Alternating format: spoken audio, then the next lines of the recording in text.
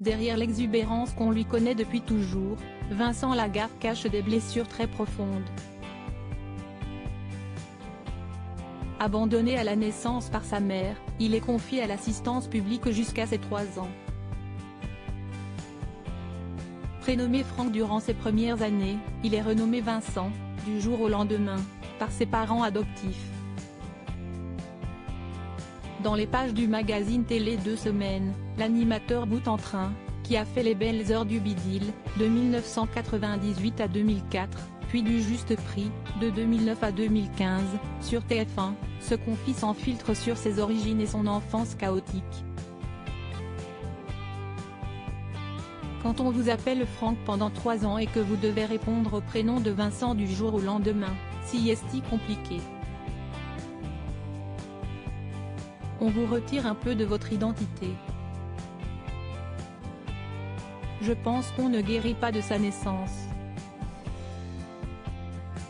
A d'abord affirmé celui qui est de nouveau amoureux.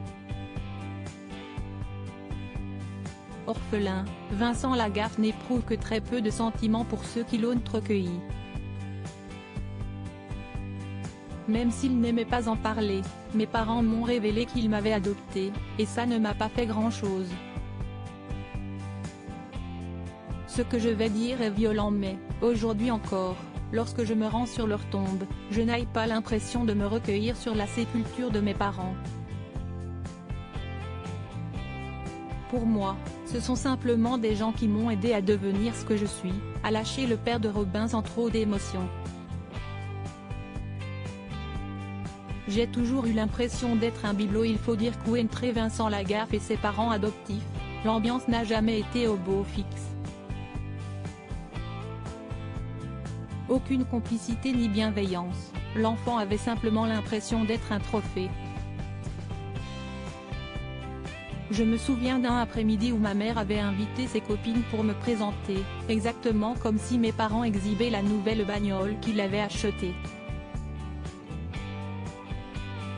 L'une de ses amies a demandé à ma mère, « Il est gentil ?» J'aurais dû lui répondre, « Non connasse. Je mords et je pisse partout. J'ai toujours eu l'impression d'être un bibelot, une attraction dans cette famille, » explique-t-il avant de conclure, « À 13 ans, je ne pensais qu'à fuir. » Des confidences terribles faites par une âme meurtrie.